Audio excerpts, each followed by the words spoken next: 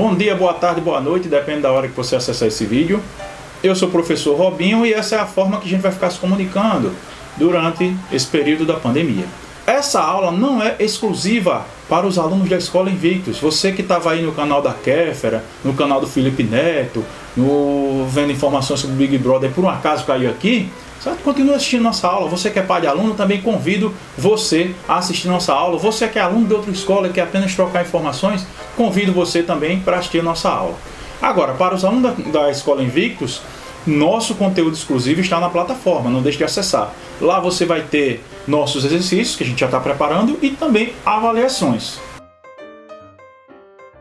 O que é que eu estou chamando de aula zero? É a revisão, tudo que foi visto, você já tem inclusive no seu caderno. Se não tem, tome nota. Temperatura. O que é temperatura?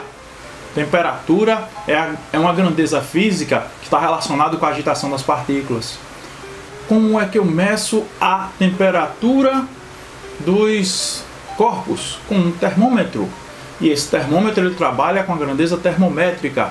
Professor, o que é grandeza termométrica? Existem algumas grandezas que mudam com a temperatura. Como, por exemplo, resistência elétrica. Por isso que a gente tem esse termômetro no meio da rua. Tem a ver com o circuito elétrico. A gente tem o volume de algumas substâncias. Como, por exemplo, o mercúrio. O mercúrio...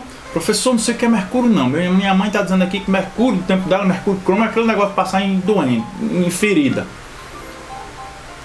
O mercúrio mesmo é uma substância, é o único metal que é líquido na nossa temperatura ambiente. Basicamente, para você lembrar de mercúrio, lembra daquela cena do Exterminador do Futuro. É lógico que o metal líquido não vai virar um robô e vai sair assassinando aí as pessoas. A propriedade dele de aumentar e diminuir o seu volume é usada para fazer os termômetros, são os termômetros clínicos.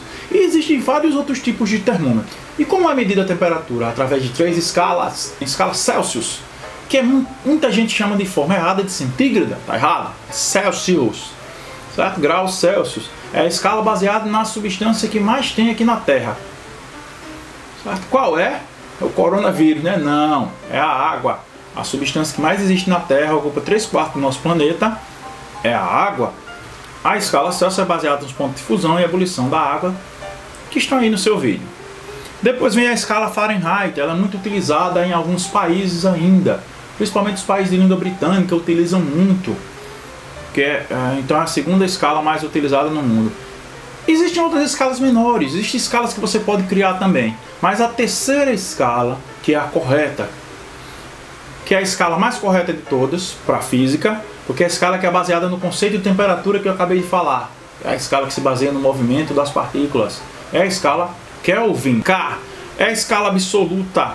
Como assim, professor, absoluta? A gente fala graus Celsius, a gente fala graus Fahrenheit, mas quando vai falar Kelvin, a gente diz 200 Kelvin, 300 Kelvin, a gente diz essa palavrinha graus. E os pontos de fusão e ebulição da água para a escala Kelvin, professor? Está aí no seu vídeo já a comparação das 3 escalas.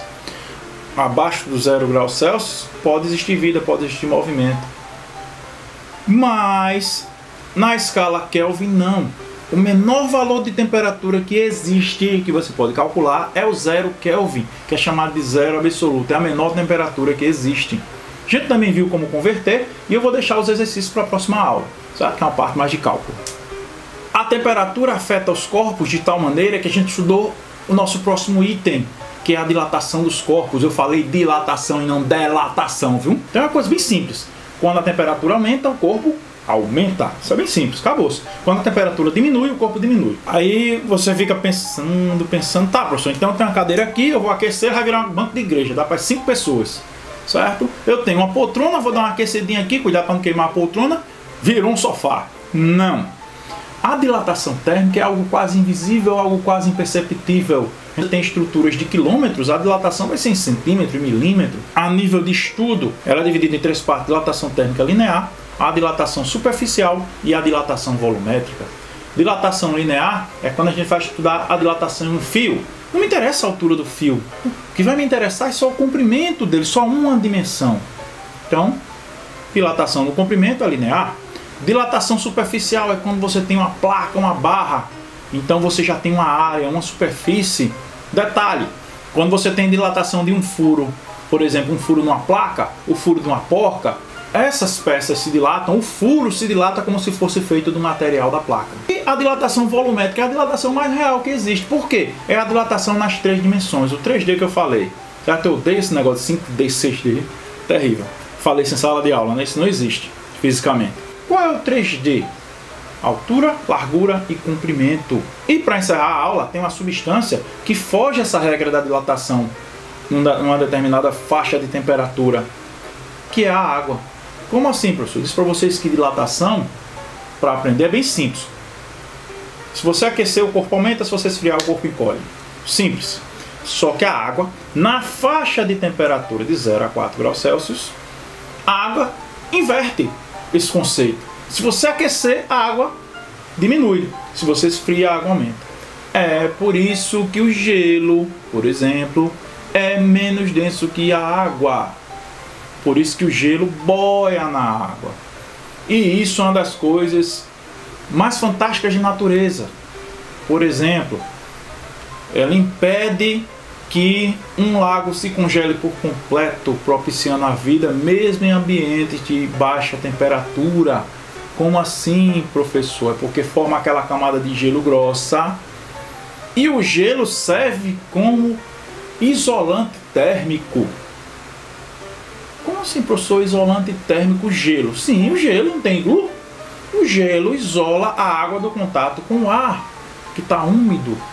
Então, com isso, você tem água mesmo em lagos congelados nas regiões frias do planeta. E eu queria terminar essa aula, pessoal, deixando para vocês aqui uma dica de filme. Para o pessoal do 2º ano, A Sociedade dos Poetas Mortos. É um filme que fala sobre sonhos, sobre conquistas, sobre amadurecimento, que envolve o ambiente escolar e que passa uma grande lição. Impossível não se apaixonar por Robin Williams nesse filme. Professor Keating, deem uma olhada, assistam, e depois até comentem o que acham sobre esse filme. Tá? Porque nessa quarentena a gente tem que ter dica de tudo para assistir, né? Eu vou estar sempre deixando para vocês. Então um abraço. Na próxima aula eu vou estar resolvendo algumas questões para servir de exemplo para vocês. Não deixem de nos acompanhar, certo?